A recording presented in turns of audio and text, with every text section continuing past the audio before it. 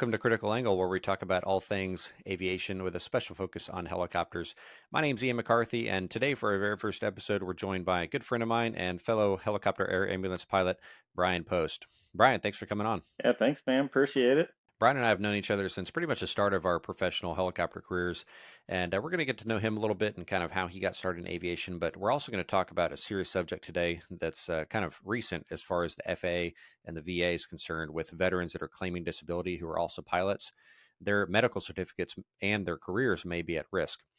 But before we get to that, Brian, tell us a little bit about how you got your start in aviation in general, why you chose helicopters, and how you made that first step when you decided you wanted to fly. Mine's kind of the non-conventional. I definitely wasn't the guy that, or the kid that woke up one day and decided he wanted to be a pilot. I always kind of liked aviation, but it wasn't something I necessarily pursued. So the military just happened to be a selection of the job that I got, and that was more of the maintenance side of it for jets and stuff. So when I started doing that, found out I really liked it. It's a very cool niche. Did 6 years military as a jet mechanic, and when I got out, I was like, hey, I'm tired of these guys breaking and me fixing them. I want to flip the script and do it myself. So started doing the flight school, had a VA program. That was right around January 2015.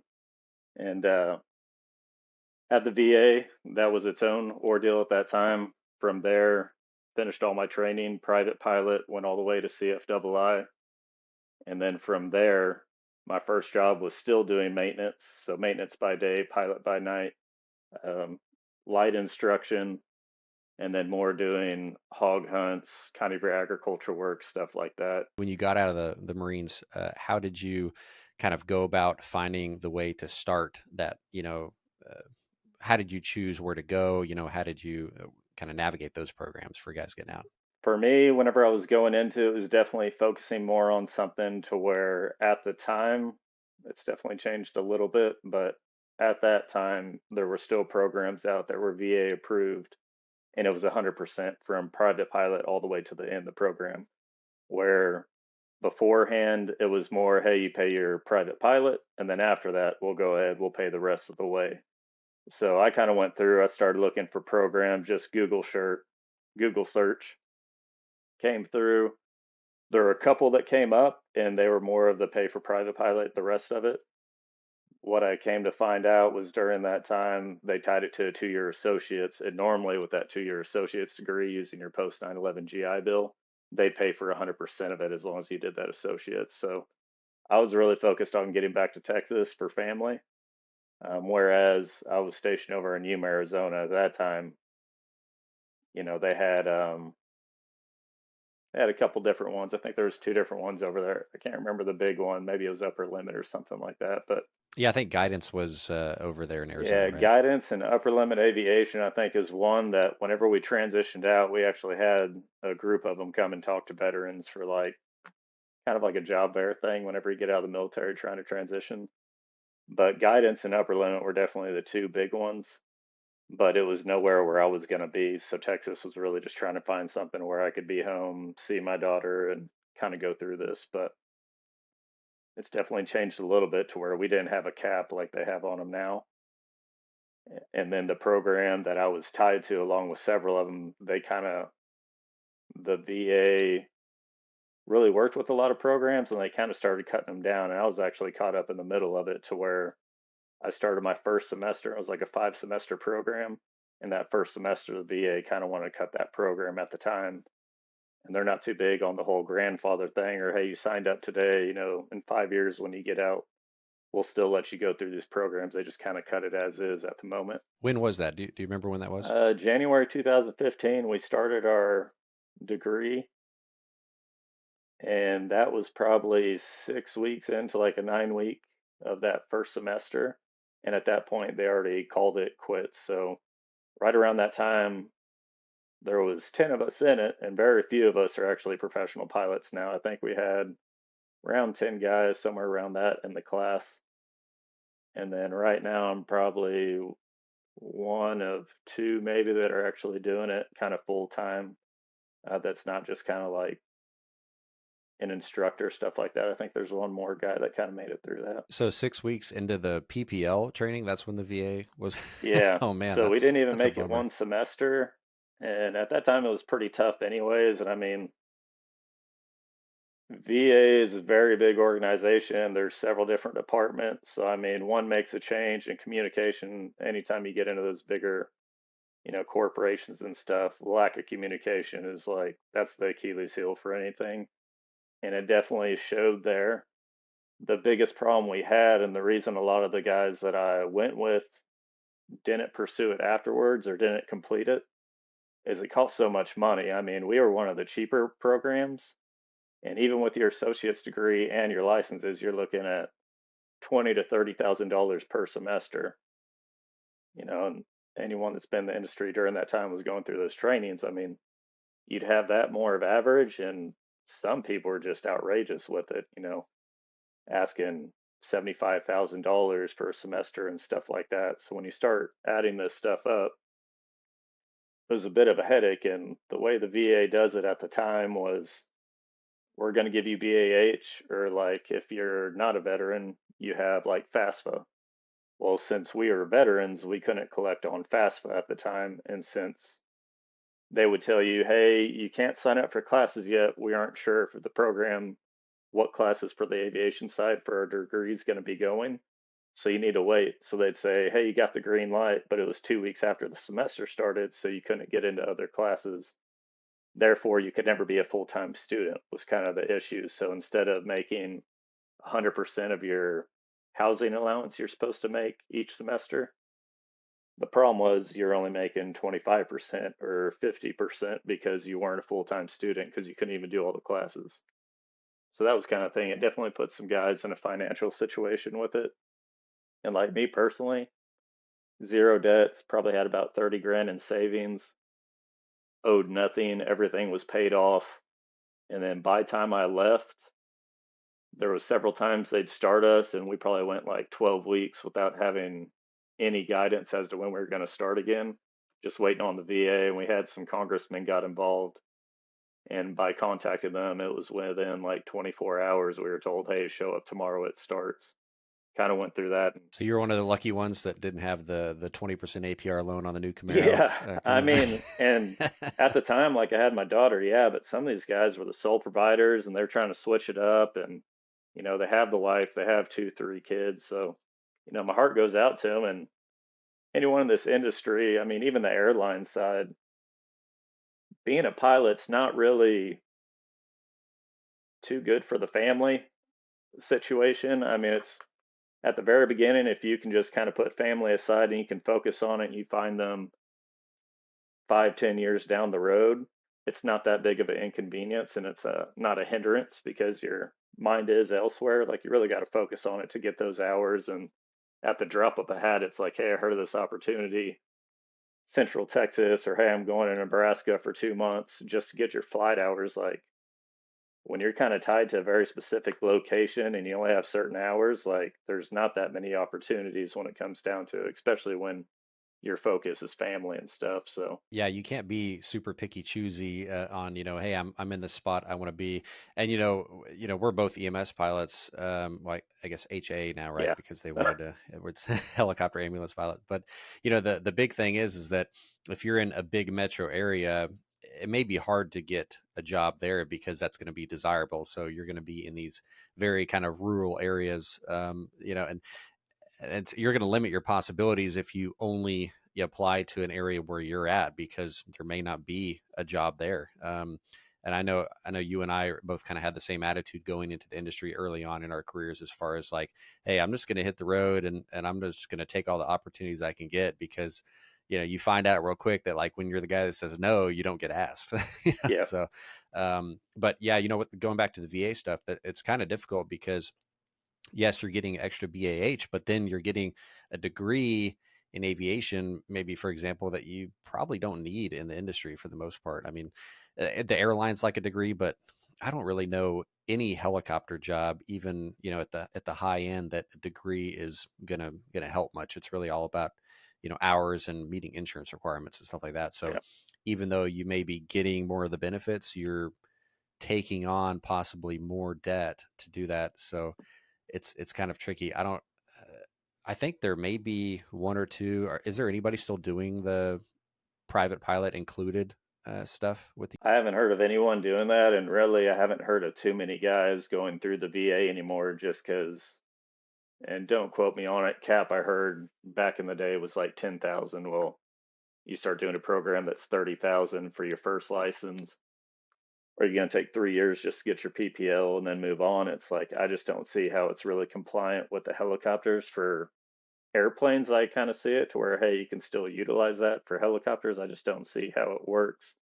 There could have been some adjustments. I mean, they're, Yeah, I think it's only like it's like 11 and some change now, but still, I yeah, mean, and if you're talking about per year, I mean, with flight training, as you know, the faster you can get it done, the more economical it's going to be. So if you're dragging this stuff out, you're going to have to be relearning stuff. I mean, like, and then okay, what are you doing in the meantime? You having to work another job, right? Because you can't just sit there for 3 years, yeah. no income coming in. And it's tough. I mean, the industry, I feel like aviation across the board is kind of set up where it's hard to get into because not only is the training expensive, but then your first jobs are often not paying very well. So, everybody kind of says the pay your dues thing, but I've heard of some horror stories where flight instructors, are having to work a second or maybe even a third job to get by. And I couldn't even imagine, we came up before this COVID mess and the economy kind of went down the drains. I could imagine now with everything being as expensive as it is, it's going to be a tough struggle. Especially I see all the time people are just like, should I change my career? And it's like, well, if you have a six-figure job and you're going, going from that to that, everybody always recommends like, hey, just fly for fun, but it's tough to break into that stuff. Well, especially helicopters, like there's no such thing as recreational flying until you like pass that million mark in the bank account. So it's, just to go flying, it's, you're going to do helicopters, it better be the career path. And it's really not it's not putting that much money in the bank at the end of the day. When you make it to the top and you look at comparison to like airline pilots, like they have their retirement and we're just really the joy of flying, and you pay the bills in the meantime. So, but yeah, I feel bad for these guys now, the economy and everything. Like, I think flight instruction, it's safe to say, like anywhere from 18,000 to 45,000, kind of the top end for flight instruction. That's your salary for the year, and you're just, as hard as you can work, as many hours as you can put in, that's what you're doing, and you're just trying to build hours. So you got 2, 3 years of doing that, and you've already put all this money invested into these licenses. So it's a tough thing for these guys coming on for sure. Yeah, and if you're at a busy school, I mean that we were both at together, I mean if you're really putting it out, you can do 90, 100 hours a month, which is a very exhausting and grueling pace, but gets your hours Yeah. quick. But I mean if you're doing this stuff part time and you've got other jobs, I mean you're going to be like you said, it's going to be 2-3 years before you get to that kind of 1,000 hour mark where you can kind of move to the next step in the career. But you're kind of unique compared to most pilots because you're also uh, a mechanic, an A&P as well. So, what were your kind of struggles? Because I know you had them being both, wearing both hats. Because usually, when somebody's a mechanic and a pilot, they want one over the Yeah. other, and the the boss where they may work is probably the opposite of what they want. So, how does that kind of stuff play into your experience in that? I mean, either way you go, there's pros and cons to it. Like at the end of the day, you look at a resume, you're like, oh, that's cool. Are they going to utilize that? Like where I am now in EMS, they look at that and they're like, that's really good for you. There's too much liability, too much training. You pick one or the other and you stick with it. Like we can't have you doing both sides. They used to back in the day, and that's something they've really got away from, just for liability, just for, we don't really want to sign you off saying you can sign off your own helicopter and then you're the pilot and you kind of start pushing maintenance a little more than you would. So they just don't want to deal with that at all. Starting off though, number one, I got my foot in the door, which is great. I appreciate it. Um, Number two, I was pretty blessed with the whole situation because, like a lot of guys, they are jet mechanics or helicopter mechanics. In the military, the problem is their MOS, or their military occupation specialty. Some of them only give you the A or the P, or they may give you none. There's guys out there that I know that actually did both sides of it, but as far as the FAA was concerned, they're only signed off on airframes. They're not allowed to do power plants. So they still have to do the training for it. Yeah, because the aircraft are completely different for one. So the stuff you've been familiar with, because you were on the jet side with Harriers, right? So now you're going into piston helicopters, and then also, like you said, the military way of things versus civilian side, because that's the primary reason you went into A&P when you got out, right? Is because of the experience you had in the Marines. Yeah, I was trying to do the pilot side, and it's like, well, I'm waiting around. Went to the employee, and they're like, hey, you can kind of help out on the maintenance side since I didn't have my A&P at the time because you don't transition straight out of the military with your A&P, sadly. So, I mean, they were kind of pitching that, and they're like, if a instructor job opens up, we'll just roll you into it. Well, at the time, they're like, I was just kind of brushing floors, sweeping floors, and doing stuff like that. It's like, man, y'all are paying me money. It's not really worth y'all's money for me to be here. Like, give me 2 weeks or 10 days, I think is what I told the boss, and I'll go knock out this A&P test. And he kind of nodded his head, like, all right, probably never see this guy again. And then 10 days later, I'm like, here's my cert. And they gave me a great opportunity. Like I said, it wasn't entry level, even though I was new. They definitely showed me the ropes on general aviation, picked it up really quick. And instead of just, hey, we have 2 aircraft, I mean, what, we had like 13 aircraft, something like that, or around that, probably 11. It was different platforms, and I got put into more of a management side of it, being the lead mechanic. Kind of rolled in, started doing director of maintenance. We started writing repair station manuals, which you talk to guys that have been in the industry before. Like, you may have a guy there 20 years and he's never wrote a manual like that. So having that hands-on experience, like, I could never say it wasn't great because it was. And at that same time I'm doing that, I was afforded the opportunity to go out and do these hog hunts. A lot of guys, like, I feel like every helicopter pilot, like, that's a cool job. You get to do it. It's guns, it's helicopters, it's great. So I mean, I got to do that. Some land surveys. You start rice pollination. Some guys hate it. I loved it. 4 hours. You just go out there, you enjoy, and it's technical flying. So Yeah, and it's not that we're not saying students are terrible, but when you're doing the same, lessons over and over, especially if you're teaching like new students, it can get a little monotonous. So, where we worked, it was kind of nice to have all those different commercial operations. Like once you got a little more experience, hmm and I mean the opportunities. Like I really haven't heard of that in much other places where you can be a CFI and the next day you're hunting pigs, which is probably I still think the coolest thing that we do in helicopters, probably one of the most dangerous as well, which I'm happy to fly nice and boring now to yeah, increase my longevity in this world. But it was great fun at the time. And flying, I got the opportunity with the same company to fly in different countries, and I definitely you know don't regret any of that, and it was awesome experience.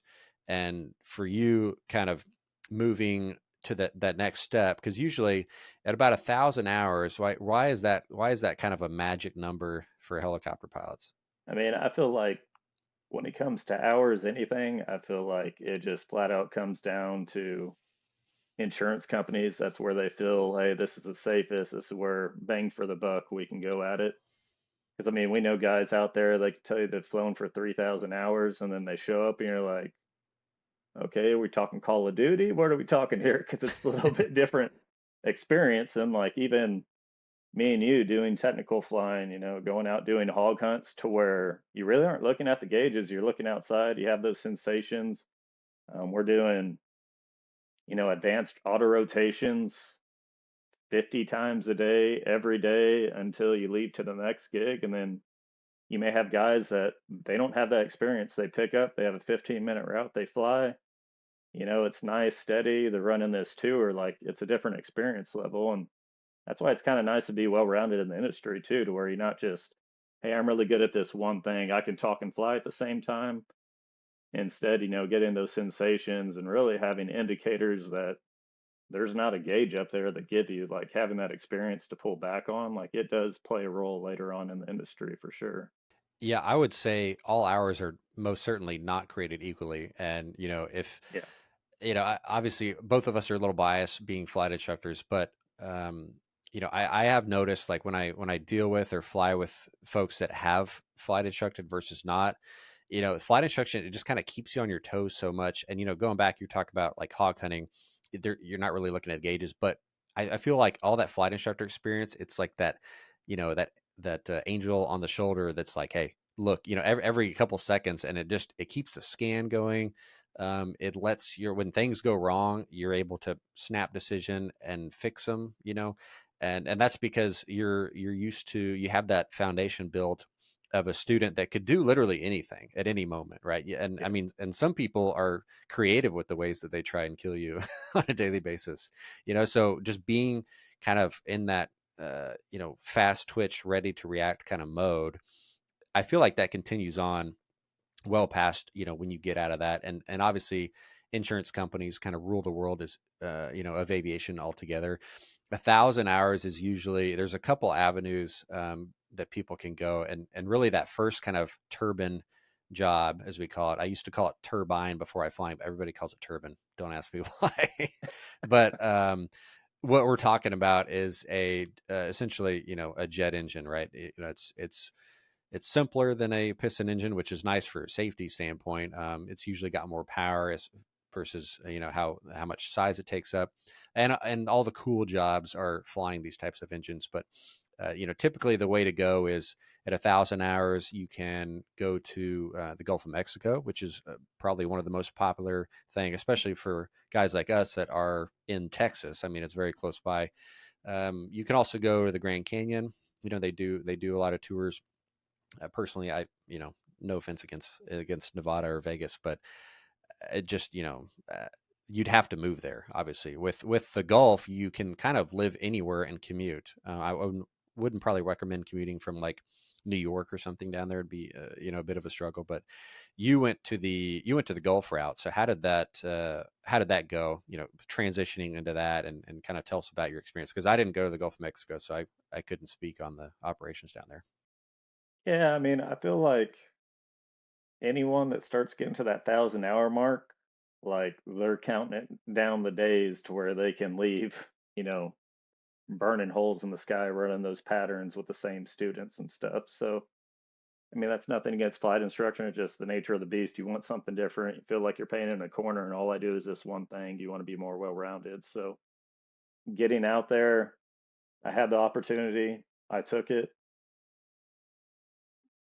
Whenever I have my routine, I feel great. Whenever it's something new, like butterflies, anxious about it, like I feel like that's for the most part anyone, That especially that's that that's transition everybody. specifically. If you don't have that going on, there's something wrong with you.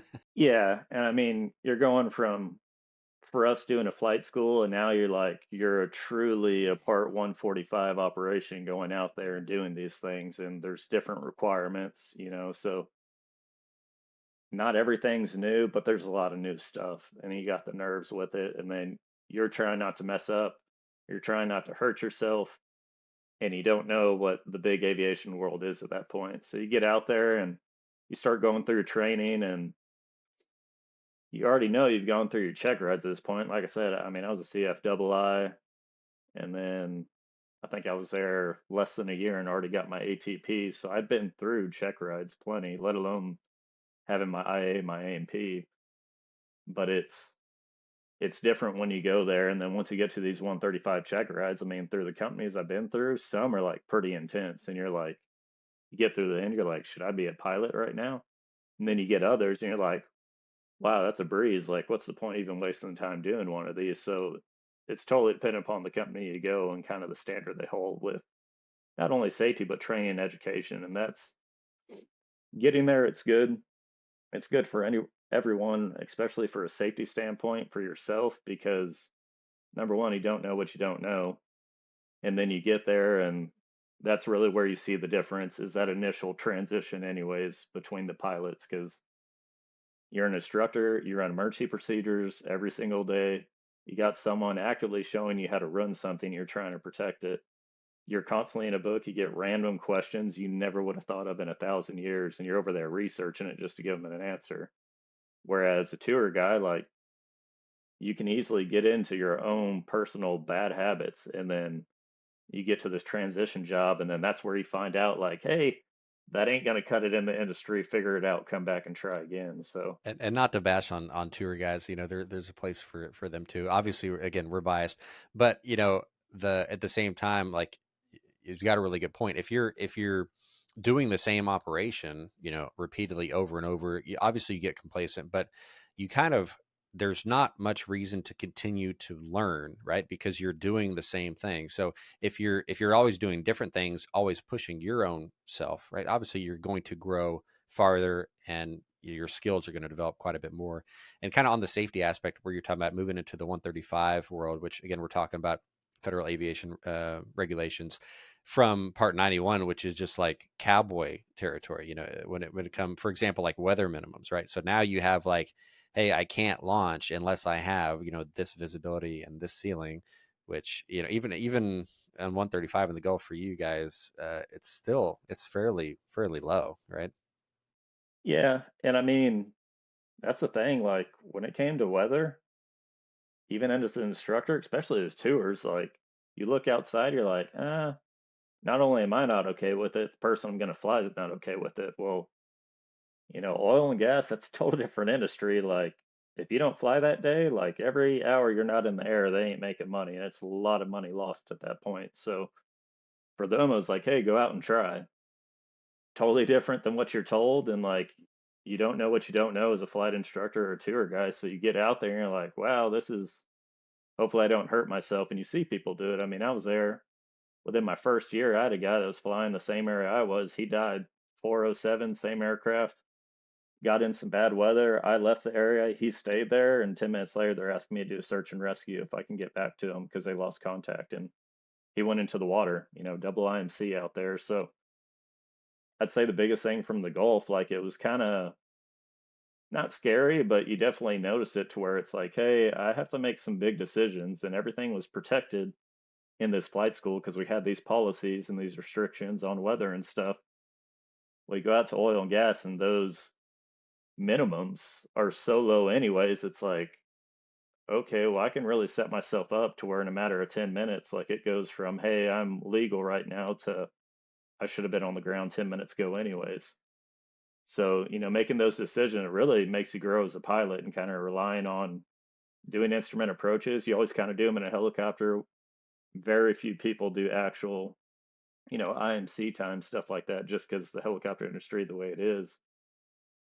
And so you get out there and you're just like, yeah, if it happens, I got my license, been there, done that, I'll do it. And then you actually kind of start doing these approaches, and you kind of throw in this whole other variable of like, okay, well, I'm an hour off the coast right now, and I have to fly to Lafayette, Louisiana to get up with approach to even do this thing. Like, you don't have the gas a lot of times to even get to where you're going. So, Yeah, there's field a difference, planning, a big difference between being like legal and being proficient. Absolutely. And yeah, but kind of on the flight instructor side, a lot of the stuff we did was in the local pattern. So you do with weather, you get kind of complacent because it's like, hey, our pattern altitude's 500 feet.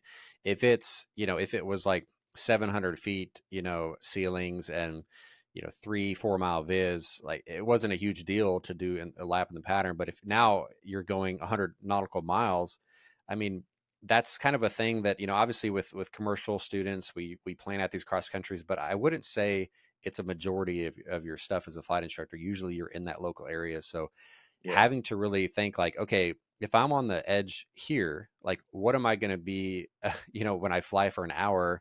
Not only has the time gone by, but the weather could be completely different in that area, right? And like the flying that I do now, like it could be by the time I leave the base or get the call, it could be up to 5-6 hours by the time I get back. Man, that's a lot can happen in that. Like now you need to look at like weather trending, like more things that I think most helicopter pilots don't think about. It's kind of more of like an airplane attitude. We do kind of get lax with that weather, like you said, just the lick your finger and stick it out the window and see like, hey, how's the weather? Like that stuff doesn't really fly, in the professional sense. And the sooner you can get into that earlier on and get in that mentality, I think the better off you're going to be. And again, going the instructor route, becoming a double I, like you don't fly actual IMC until later, like way later in your career, and you may never fly actual IMC as part of a company. You may go double IMC, incidental IMC.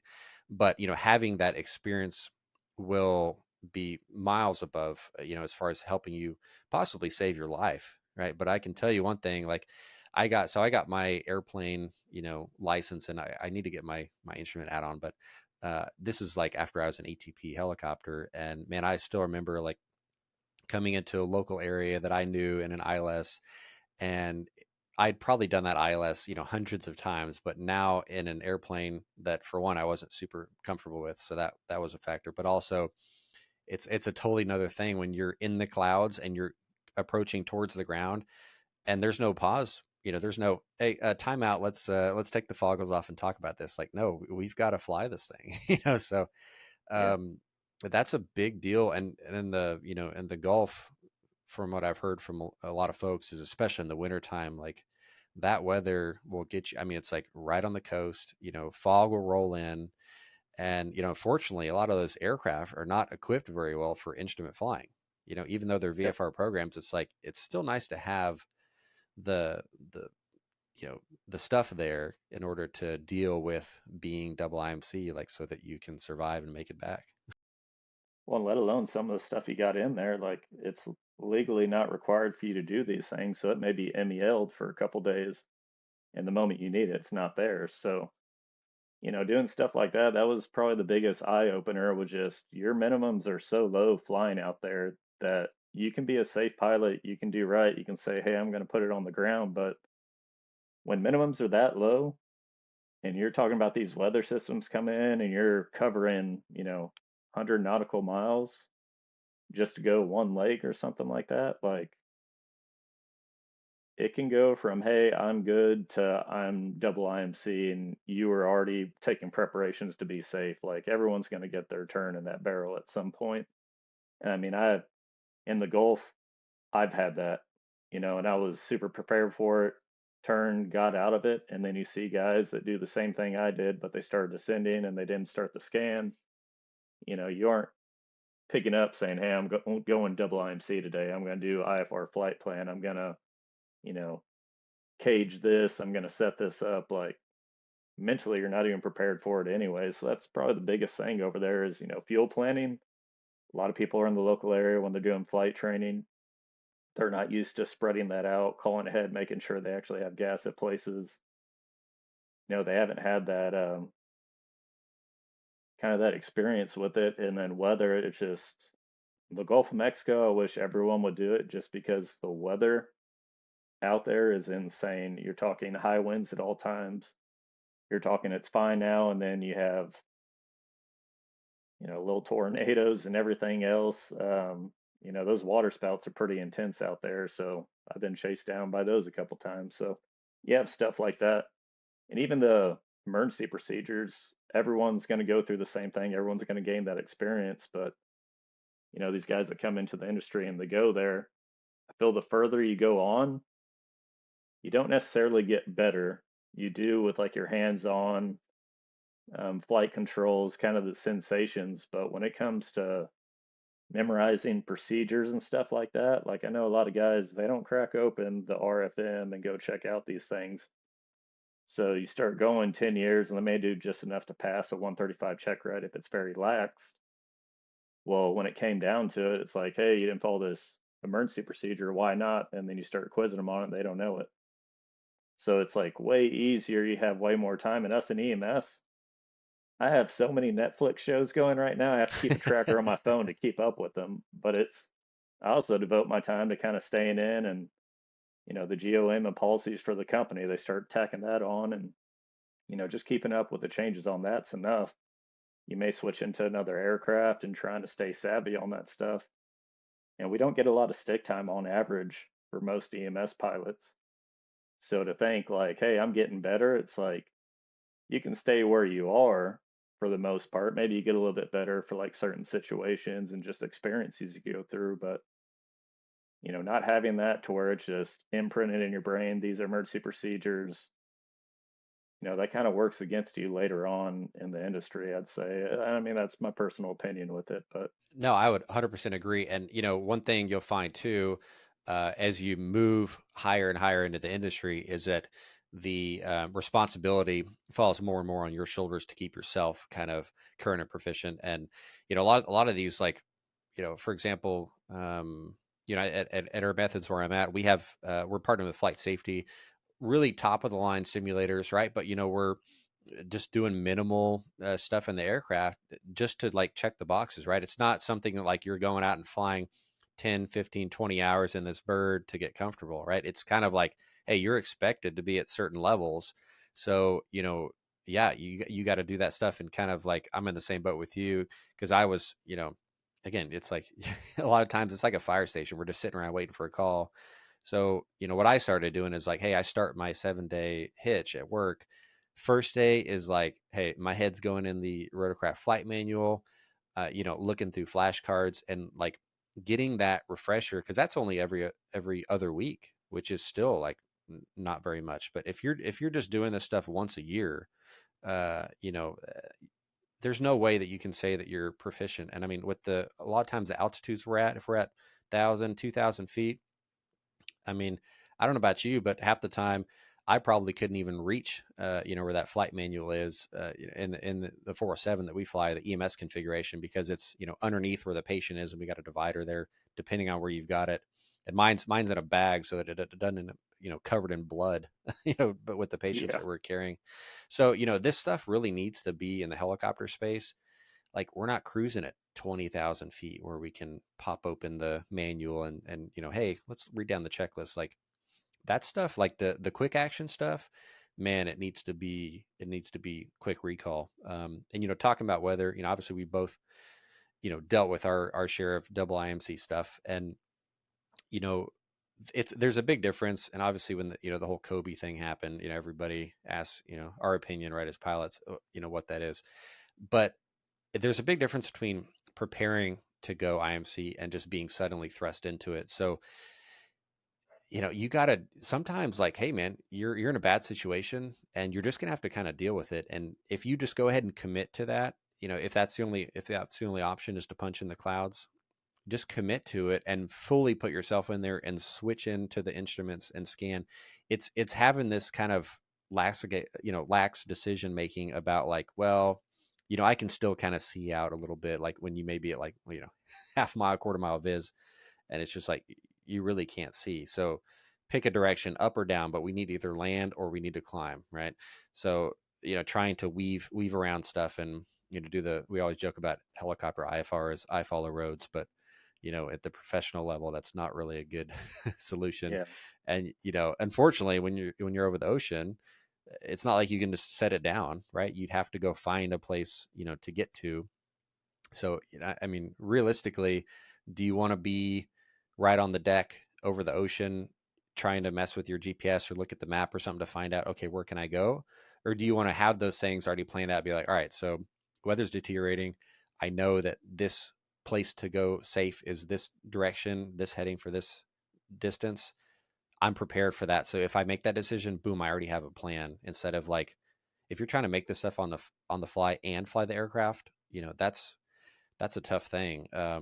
Luckily, as you get, like, in most EMS operators, we have some sort of autopilot. So, at least it can help with that task saturation, if you will. Because man, if you're trying to hand fly and look at the map and so where you can go, or load an approach procedure, and you're just by yourself, it's all single pilot stuff, right? So it's all on you. You don't have somebody that you can say, hey, can you take it for a moment and I'll get it set up. You have to train that stuff.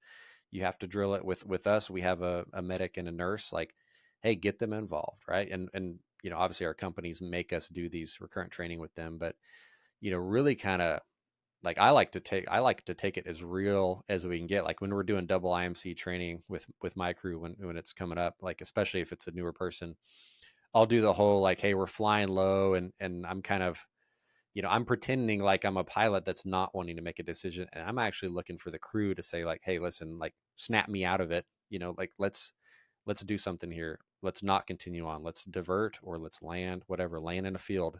Okay. It's much better to be embarrassed than to be on the news in the morning. Right. Like, I don't want to Yeah. be, I don't want to be like our clients, if you will, that we're picking up. So Yeah. how long are you in the Gulf for?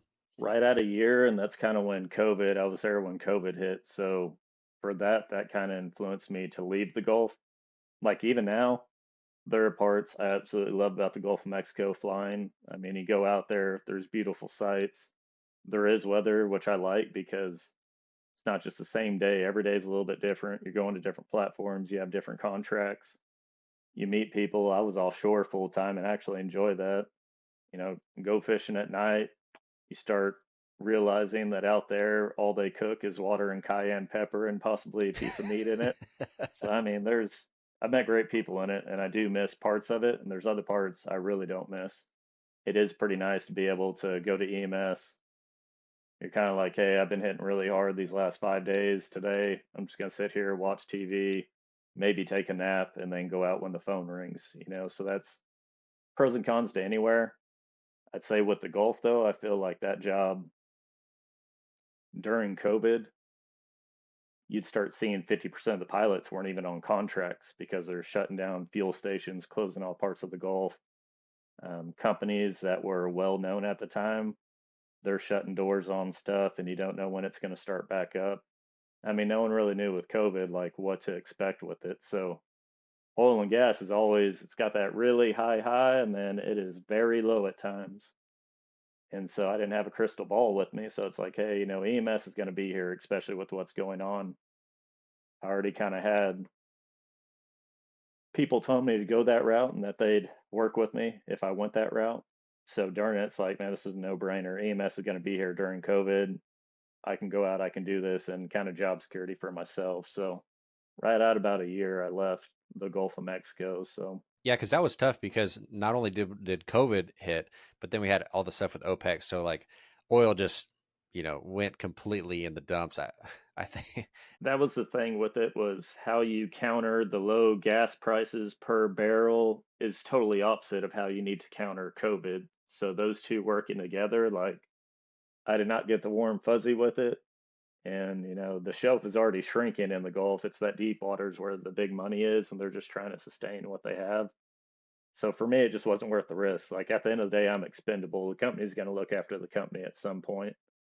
They aren't going to make sure Brian gets his paycheck home and we'll close the doors after and never be a thing. So, it was just a smart decision for me at that time. So when you moved into EMS, you did not take a local job. So how was that with were you guys doing sevens or were you doing a 14 a So 14? for the company I went to, they kind of changed it up. They had bases were doing their own kind of scheduling stuff. For the base I went to, I was in South Arkansas and I lived in San Antonio, Texas. So you start looking at 8.5, 9 hour drive just to get to work, which wasn't the end of the world for me because for me, I was doing 14 on, 14 off. So, 2 weeks on, company I'm with now, we do 7 and 7s, which is pretty common in EMS. I feel like a lot of people have gone that route more for safety and kind of to fight that fatigue aspect of safety.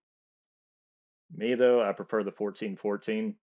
Now my drive now, I went from 8, 9 hours to now my drive to work's 10 minutes. So you can't really, apples to apples comparison. Yeah, But because for that travel, you may be off for 14 days, but you're eating at least 2 days of that, probably all day on the road, and then like by the time you get home, I'm sure you're probably worthless for at least a day, right? oh Just yeah, trying to get back to like, man, I need to get like some full rest. I need to just kind of let my mind just, you may have been super busy at work, or you may have not done much of anything. But the thing is that like even if you don't get a call in a 12-hour shift, your mind is not at ease because you're still kind of like you're constantly ready to go. Like you're ready to go out the door and be airborne within 10 minutes, 5-10 minutes, something like that. So it's really not like it's not a mental break. well, and let alone like, I mean, 14-14, there's a lot of things I like. The drive, that was brutal. Like it took me like 2 days to kind of get back to my normal rhythm after that.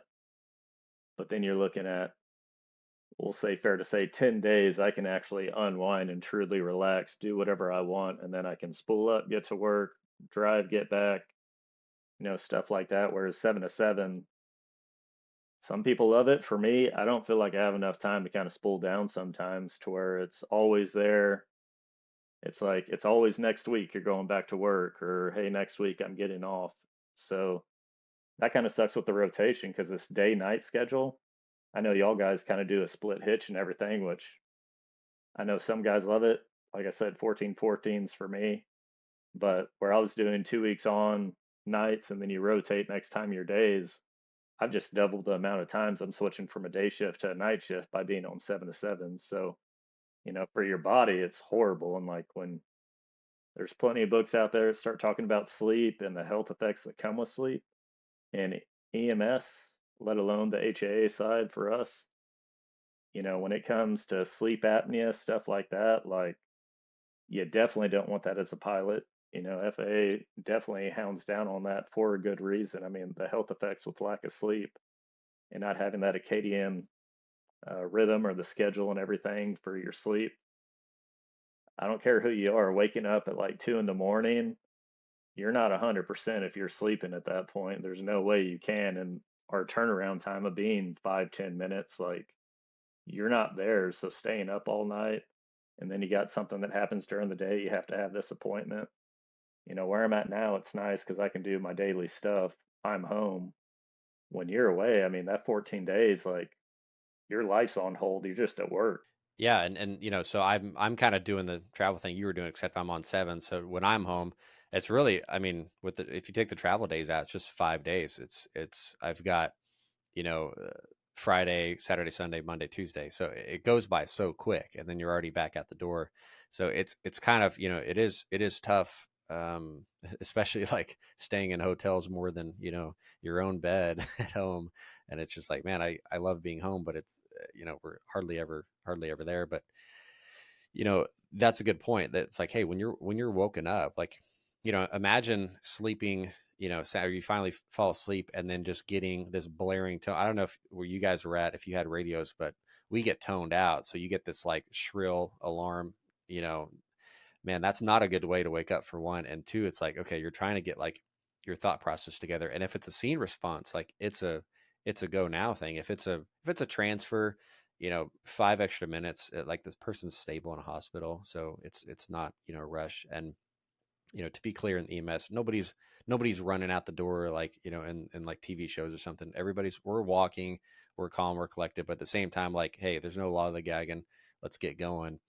That is tough, man. Just like it's just not normal for your body to do that stuff. So again, getting these intermittent things, and I don't know about you, but like with weather callbacks, like, okay, usually the bad weather nights where you're like, okay, I'm gonna get some sleep, is where they're calling nonstop. And then now it's like, okay, every couple hours they're calling to check, is it good now?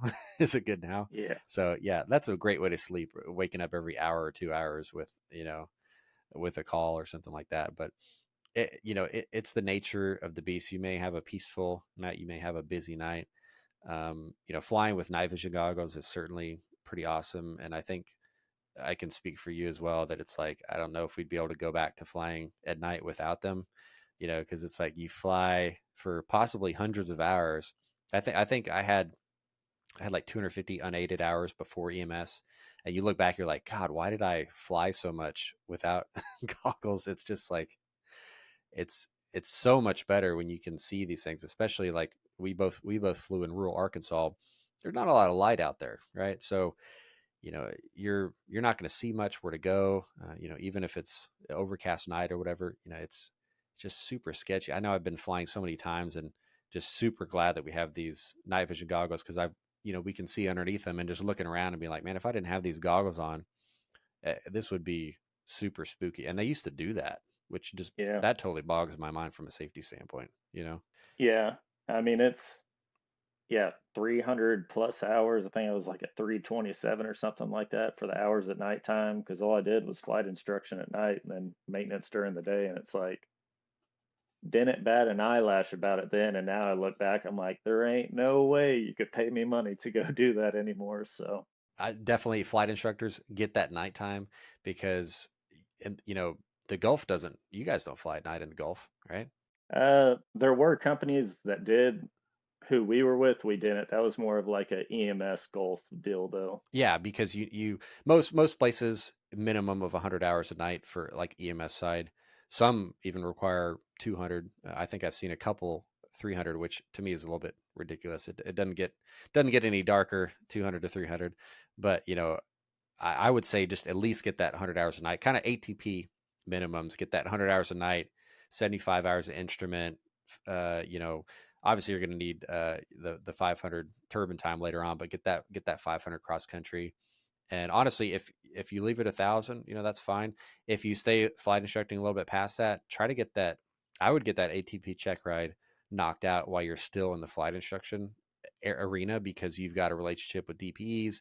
You're current in that aircraft, because for the most part, you're going to do that probably in a Robinson helicopter. So if you've been out of those for a couple years and you decided to go get your ATP like on your own or whatever, uh, maybe some companies will do that, but pay wise it's not going to get you much more. But it is kind of a something that it may be a deal breaker as far as like you versus somebody else for some kind of position if you have that ATP license, that airline transport pilot for helicopters. So Well, those requirements aren't crazy either. The nighttime's definitely the big one. And like me and you, where we're sitting at, like there's a lot of guys that have more hours than us and they don't have their ATP and they still have 50 hours of nighttime, which, doing EMS, sure, but if you're oil and gas, like those guys are just sitting there collecting hours and there's zero nighttime coming their way. So, for those guys to make up a huge deficit of that nighttime, like your turbine, your cross country hours, your PIC time, like no matter what your career progression is, you're pretty well going to get there at some point. But that nighttime, that's definitely the hardest. yeah, and you're not going to want to come out of pocket, to burn a bunch of nighttime, especially if you've been flying in other aircraft and in the industry. Like you're just not going to want to do that. So you might as well. It's honestly, it's a great time. Do nighttime cross country instrument training flights. Do it all together, and you're just checking all the boxes, right? You can never get too much of that stuff. At that level, right? So, and it's going to benefit your students as well because it'll get them started going that, because like we were saying before, usually helicopters are not a very recreational activity. So most people that are training are looking to get into the industry. So they're going to need that time, right? They're going to need to start building that. So let's kind of talk about. Let's get into kind of the meat and potatoes of what we were talking about earlier with what's going on right now with the VA and with the FAA as it relates to aviation medicals and receiving disability. It's been going on for a while. It's happened in the past to where the FAA sent out letters. Um, there's two times that I know of before this kind of initiative that got set in place recently. And before it was more focusing on military pilots that were pilots in the military. And so what would happen is some of those guys would lose their flight medical while they were in. They would get out of the military and then they just do a flight medical, which they already lost in the military. They didn't disclose and became your general aircraft side of the house, flying and piloting again. So they're trying to figure out, how many people do they have actually doing this? And once they come to find out, they're like, hey, there's a lot of guys not disclosing VA compensation and stuff like that, which is its own deal. Those first times it was military pilots. This time it's not just military pilots, it's veterans. So, like I said, when I was in the military, zero flight time, had some simulator time, but I was a jet mechanic. I was a veteran. I got the letter. So it didn't matter if you're a cook, while you're in, and then now you fly aircraft. Like if you're a veteran, you claim VA disability. That's the big thing they're focusing on. And kind of what happened was they realized, like, hey, there's a lot of guys not disclosing this stuff. And it kept happening so much with just military pilots. And now they're like, hey, let's just look at the veterans because the VA, what happens is there's certain things. I mean, you have PTSD, you have sleep apnea, you have seasonal allergies, tinnitus, stuff like that. And the VA kind of has these percentages that they'll give you for these things. Honestly, it's not very uncommon to find a veteran. He's like, hey, I get 10% medical compensation from the VA. And there's different pricing with it, different percentages. Some are a little bit more extreme. Seasonal allergies, PTSD, obviously they're on two different spectrums. So what was happening was the VA kind of came and they disclosed like, hey, we got these guys with these medical compensations. utilize this. This is the percentage they're at. They talked to the FAA, and then the FAA was going through records and being like, oh, that's weird. They're getting 10%, they're getting 70% compensation, but as far as their Med Express and them talking to the AMEs, there's nothing here. They haven't disclosed anything. So we're like, hey, there's an issue here. So originally it kind of got into where, people, there were penalties, fines, and stuff like that.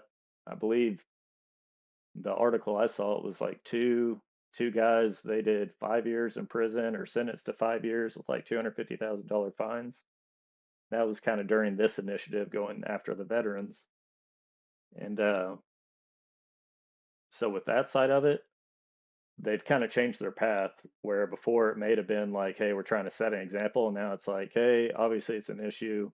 We need to go about this the right way and kind of look through these. And, MedExpress, it's a million answers. You go through there, you click in, and you kind of get in the habit, no, no, no, no, no, and you may skip one or two. Well, it didn't say VA medical compensation, it just said, hey, medical compensation. Is that funds? Is that you're missing a limb and you have a fake leg or something? So there wasn't a lot of detailed information on that. And even now, like, I am very surprised we don't educate people as much as we should for like even the MedExpress filling out the notes and stuff like that. And coming up in it, I mean, there's plenty of guys out there like, hey, when it comes to this, like you're the healthiest person around, you don't say nothing. And it's like, and you hear that in this street all the time, and that's not what they want. The FAA wants you to disclose, but if we're being realistic about it, it's like that, hey, if anything's disclosed, you go to this review board and there's nothing quick that happens there. So it's like it kind of scares a lot of guys out probably just to where they don't disclose something because it's not an issue anymore. And they don't want to go through this 2 to 7 month process waiting on an answer and they can't fly. Even if a non-veteran, like if you have any kind of issue on the medical, I mean, like you're looking at a long time. I mean, something as simple as, you know, having taken Adderall in the past, that was kind of a big one when we were flight instructing, that I would make sure to, ask people like, hey, is this a thing that's going to be an issue? Because there are ways to get a medical with that, but I mean, you're looking at, it's probably about a year process or so. I would say most people that went through it. And I mean, the problem is that all these doctors were kind of throwing pills at kids, and they were not getting properly diagnosed. Even though it's like, hey, it's probably because like everybody's got an iPad and an iPhone, and they were just overstimulated. But that being said, you know it causes problems later on, and especially if you get in the thing where it's like, hey, if you forgot about it, or if you didn't disclose it, always I would recommend disclose it ahead of time, because if you think, well, maybe I shouldn't put it on here, go talk to an aviation medical examiner right before you go through this process. They will give you guidance as well if you're a pilot that's getting into it and you may have a question or a concern about that medical, because what you don't want to do obviously is falsify federal documents. It's not a good thing to do. But at the same time, if you're, let's say you've been a pilot for 5 years and they find out about this stuff, now you just lost all your certificates, and so everything that you've worked towards, right, is gone. So that's obviously another concern. But the concern here with the veterans is that, like you were saying, kind of, I think the military mentality, like you were saying, is like, hey, you're fine. Don't say that there's anything wrong with you. And then also the FAA kind of has this weird thing where it's like, hey, if pilots have problems, you have to pretty much say like, oh, well, I'm going to put my career on hold. And it's a scary thing for folks. I know for pilots that may need like, may want to speak to a counselor about something like that. Like that's a no term. Like mental health in the aviation industry. Um, people just bury that stuff down deep inside because you don't want it to affect your medical and your job. So I think that some reform in that aspect could be good, or to expedite some of these things. But as far as your process, like when I talked to Brian about this, obviously I know a lot of people who are affected by this. I mean, veterans are a huge percentage of pilots out there, especially helicopter pilots, because it's so expensive to do that. That funding was the main thing for people getting training. So being able to have the VA and post 9/11, all that stuff help with it, made it more accessible. But at the same time, like we're having a kind of unprecedented pilot shortage right now, and then we've got this on top of it. Like it's just compounding the issue. So I wanted to help out, and that's kind of why he's the first one on this podcast. So I went ahead and put up a website. It's called vaflightmedical.com. And I'm working with Brian here, and we're going to get like the best we can, the simplest kind of step by step process. Like, hey, if you've received a letter, this is what to expect. Here are some steps in the process.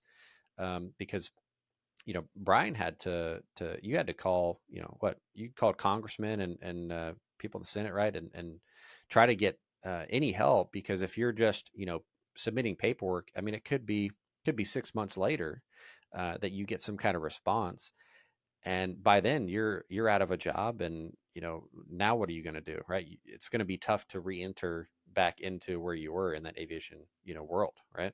Yeah, I mean it's tough. It's the biggest thing is you're putting all this effort, you're putting money into it, and like the family pays at the end of the day. Like my wife, extremely successful.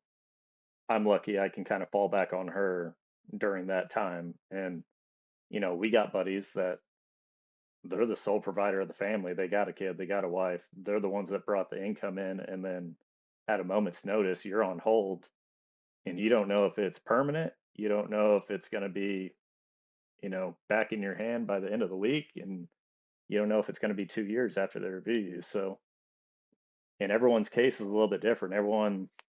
No case is the same. Like me and our buddy Brian, total different cases, total different situations that come with it. So for them to review it, they may have a different outlook. He'll have to do different appointments than me. So, I mean, talking to congressmen, I employed someone to go through and pretty much a flight surgeon type, AME type to go through and kind of review records and be like, hey, best case scenario to get you through quickest, go through and get these items, get these appointments, get these documents, doing stuff like that. I mean, all in all, from start to finish, with loss of wages and appointments, I'm looking at, it's probably safe to say I'm right at $20,000. I've been trying to get this medical back. And, that's contacting people, congressmen, and mine was pretty expedited. Like I got mine in April was when my letter came in. January, a little bit late last year, people started getting these. For the most part, it kind of seemed like the people I've come across have got it around January timeframe. And for me, mine was a 60-day notice. Some guys got it in January and said, hey, get this figured out by July. I've heard some people just don't have timelines. I've heard guys that just got it in July that are good till January 2024. So, I mean, when it comes to what they're trying to do with it or kind of like what their guidelines are for who gets these letters, it kind of feels like it's just you're throwing stuff out there, whatever lands, go with it. Yeah, and the wording was kind of confusing, right, in the letter, where because from what I understand, the wording in the letter didn't necessarily prohibit you from flying during this period, but a lot of these companies have kind of taken the safe route and have decided, hey, we're just going to ground these folks in the meantime until they get it figured out. When maybe that wasn't the intention with the letter, but unfortunately, that's kind of the result. So that's kind of an issue too. I mean, let me just state it's not, FA, the VA, I hate them, are, Yes, we we're love just the gonna, FAA very yeah, much. we're gonna complain about them. I mean, at the end of the day, we're pilots. There's three people you don't like. You don't like the passengers that don't tip. You don't like thunderstorms, and you don't like the FAA. But with that, it is a big corporation. We already talked about the communication, the lapse of communication, and I ended up we've been able to talk to kind of high people up in this chain. And the more you do that, the more you realize, like, wow, there's different groups associated with the same situation, and it's just communication failure, or hey, if they would have talked to each other, they could have made a better plan with this, and it just didn't come down to that. So I mean, their medical director for this VA initiative, he's also a veteran. Um, he's been doing it for like I think he said 19 years or something. He's kind of been in that role or doing AME stuff, so he's well versed in it. He is a veteran. He's not there to get veterans out of the sky. He knows the push on it. He knows what people have made, you know, the sacrifice them and their families have made at one point. You're lucky enough to make it back. you're really lucky if you make it back and everything's still there. And then you kind of regroup your life, you get your feet settled, and then, at this point, for a lot of people, it kind of sweeps the rug out from underneath you. I kind of felt that way. I really wasn't expecting it. I look at the mailbox a little bit differently now, I will say, but when it comes to doing stuff like that, you have a legal department in the FAA, and then you have this board for kind of the VA, and then you have the FAA medical board. Um, I've talked to pretty much one of the leads at the medical review board.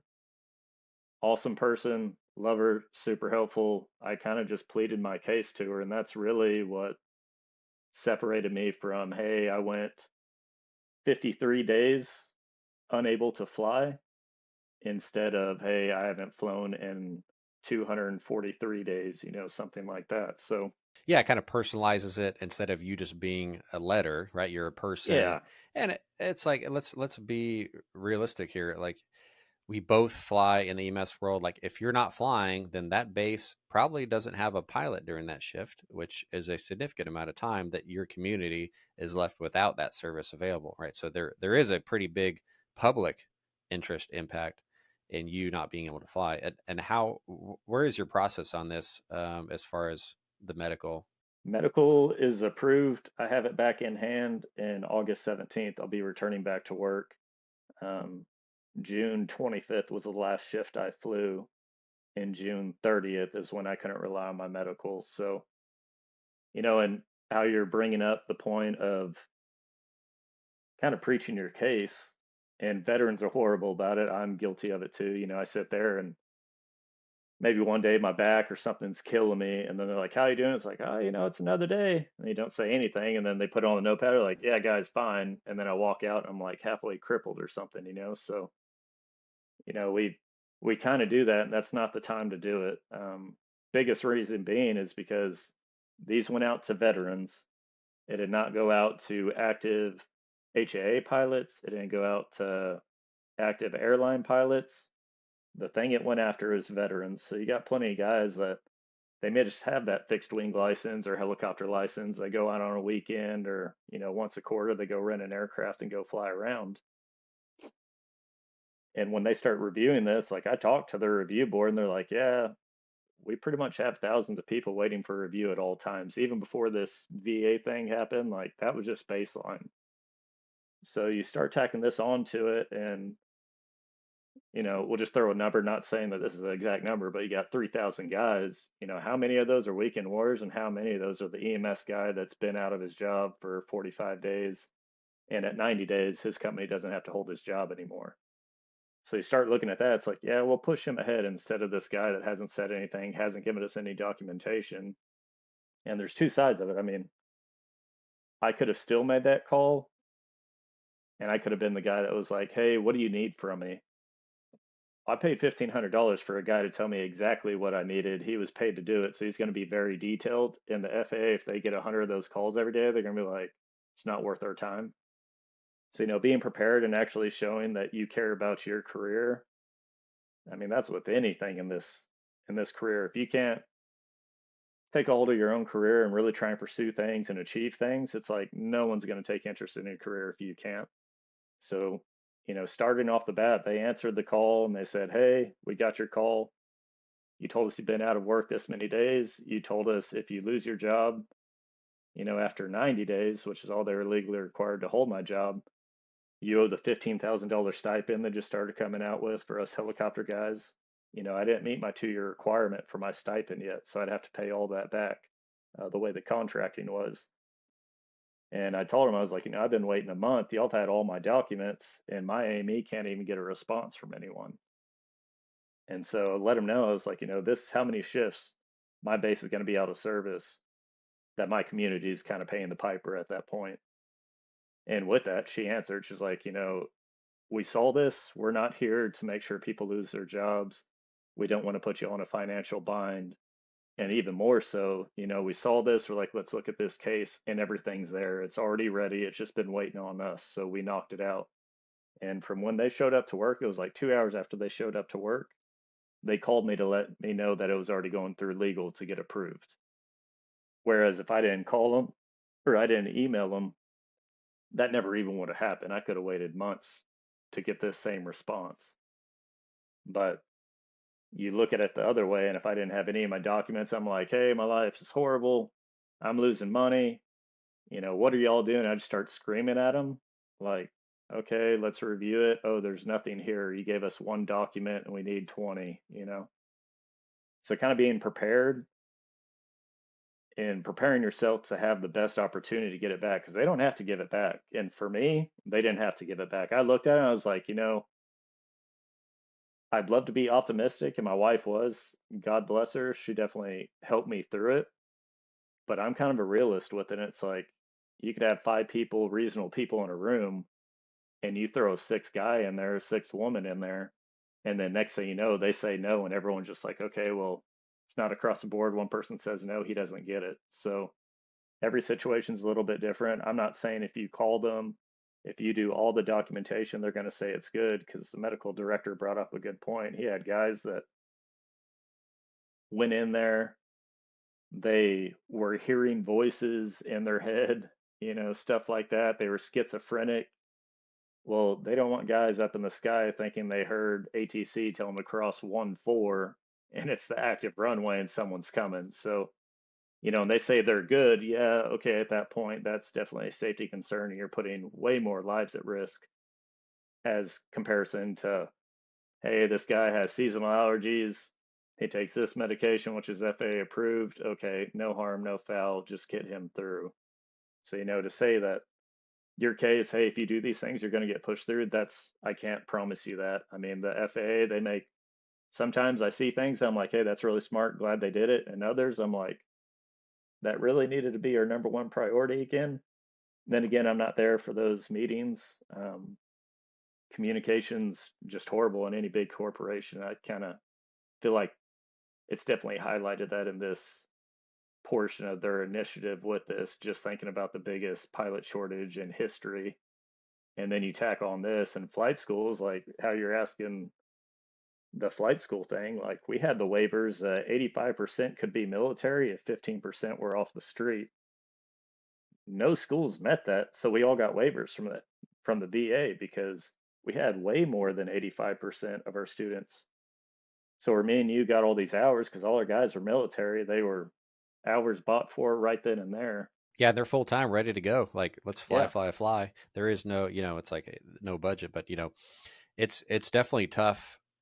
You spent all this time, all this money, all these years of sacrifice, and now you're kind of at the top of the career, and now you're looking at this thing like, hey, this may all vanish away, and now not only can I not do this thing that I've trained so hard for and fought so much for, now I gotta possibly figure something else out. So I am super glad, Brian, that the process worked out for you.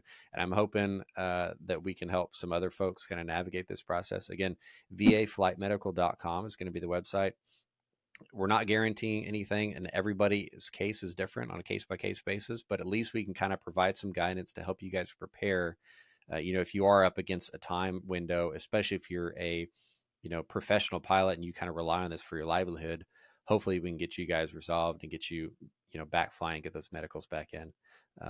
Thanks again, Brian, for time flies. We've been doing this for an hour 15 minutes, and thanks for coming on here and chatting with me. And if you guys like this, if this will be up on all kinds of different avenues, obviously YouTube, try to get up on Spotify and Apple Music. Let me know your thoughts on it. We're going to try to do probably about 2 of these a month, every other week. So thanks for tuning in, and we'll catch you on the next one.